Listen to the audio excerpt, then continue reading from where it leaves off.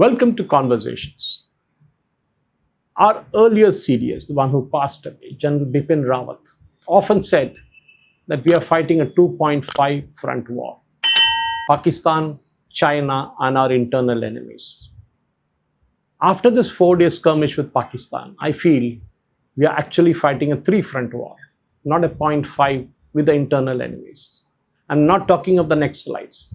I'm talking of the urban Naxals. The advocates that we have who rush to the Supreme Court and get an instant hearing. The media folks who go to town with fake news. And of course, politicians like Rahul Gandhi who demand answers for everything. We saw that Congress and the other opposition parties said they were with the government during the initial days of OperationSindoor. That lasted for just about 5 or 6 days.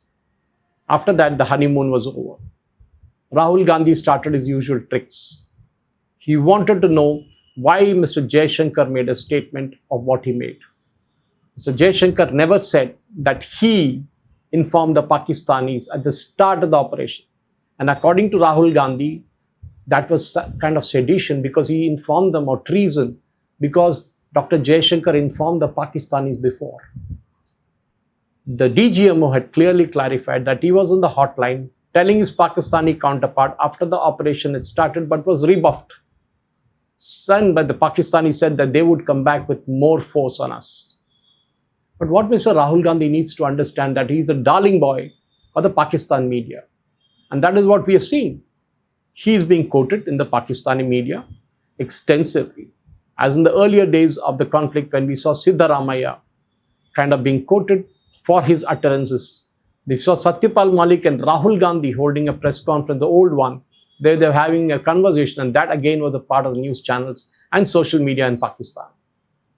Why is it that Mr. Rahul Gandhi wants to drag down our armed forces?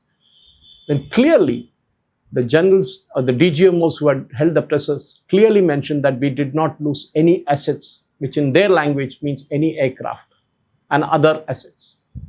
Why is it that he consistently does this? Be it the Balakot, the surgical strikes, or now OperationSindoor. The simple thing is, Rahul Gandhi is scared that Prime Minister Modi is walking away with all the credit.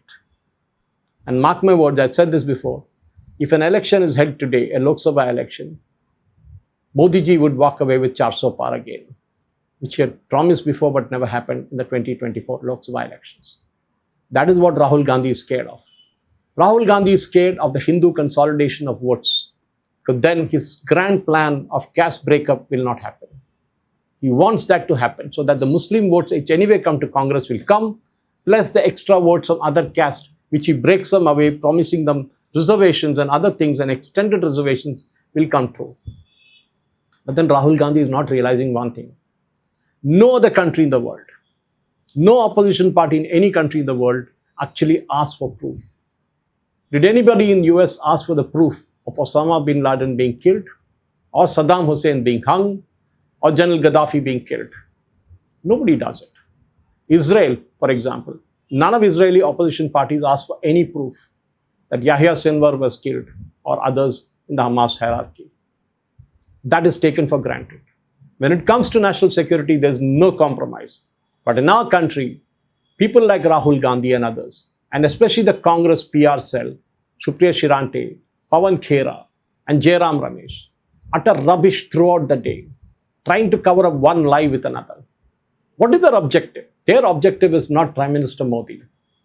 Their objective is you and me, the Indian nation. Modi is only kind of figure of speech there. But they want to attack India. They want to attack Bharat. They want to drag down Bharat. And this is what Pawan Khera and Jairam Ramesh does in the press conference every day. When they asked about Turkey, they just push the mic at each other. But otherwise, they go on a verbose. For example, the Twitter handle of INC Kerala, which is the most vicious one, and I'm surprised why the union government hasn't banned it. It should be. Why are there no criminal cases filed against that particular Twitter handle, which should be done on an everyday basis, because they abuse not just the Prime Minister, but our country as well. They put on fake news every day, and this is something the Congress IT cell does very well. Time has now come, Mr. Amit Malviya and others in the BJP IT cell, to counter this. I know they're doing a lot, but that's not enough. They have to be taken to the courts every day, the Congress press conference, the people who hold it there, and of course, those who maintain their social media handles. But if you have a leader like Rahul Gandhi who doubts our armed forces every day, then it's not surprising why his chamchas down the line do the same. Why should he question the valor of our armed forces? Why is he not asking how many Pakistanis were killed? Why is he not asking how many Pakistani aircraft went down? Why does he want to know only about India? And we know why the Indian Air Force doesn't want to give it out. Because we sent out decoy planes and the Pakistanis shot down those decoys thinking they were actual aircraft. And that is all over in the news today. But Rahul Gandhi wants to show that to the world so that next time Pakistan is better prepared. Every time he demands a parliament session, he wants answers from the Prime Minister. But does Rahul Gandhi really deserve an answer? I don't think so. He's not a match to Mr. Modi at all. Nowhere. Not even 2% of what Mr. Narendra Modi is. But then he gets his media mileage. He's got a shoot and scoot policy. By the time somebody catches him with his lie, he's on to the next one, shifting the goalpost. But one thing is for sure, Mr. Rahul Gandhi, the people of India hate you. They hate you.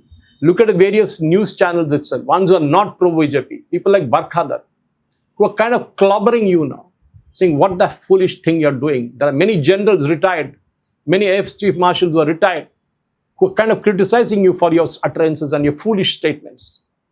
We know you're a fool, Mr. Rahul Gandhi, but you don't have to make it so obvious. That is the problem. Get real. Otherwise, the same loss which you faced in 2014, 2019 and 2024 will again happen in 2029. You lost the Haryana election which you're supposed to win. You lost Maharashtra. You lost Delhi. And be ready to understand why it is happening. Look at the mirror with foolish people like K.C. Venugopal advising you. This is what you will enter into. You don't know what to speak, when to speak. You are worried about Arnab Goswami showing a picture of a building in Turkey with some Congress name on it. But you're not answering the basic question is, why did you put up an office in Turkey in the first place? Why did you have an agreement with the Chinese? Why are you not answering the fact that your great-grandfather gave away 38,000 square kilometers to the Chinese, what is now called Aksai Chin? Why is it that you're not speaking about a great-grandfather giving away land to Pakistan, what is now called Pakistan-occupied Kashmir? These are all the gifts of your grandfather. Of course, the Indus Water Treaty. And of course, people claiming that Indira Gandhi is an iron lady. 93,000 prisoners of war were given away to the Pakistanis. But 314 of our servicemen who were in Pakistani jails never got back home. Never. They died there in those Pakistani jails, tortured mercilessly by the Pakistanis. This is the problem with us all. We forget history. But let's forget what happened to us. Let us not forget what happened to us. That is more important. Let's forget that people like Rahul Gandhi will keep doing this again and again. But let us not forget that we need to capture them and ensure that they are exposed. Thank you for watching. Jai Hind.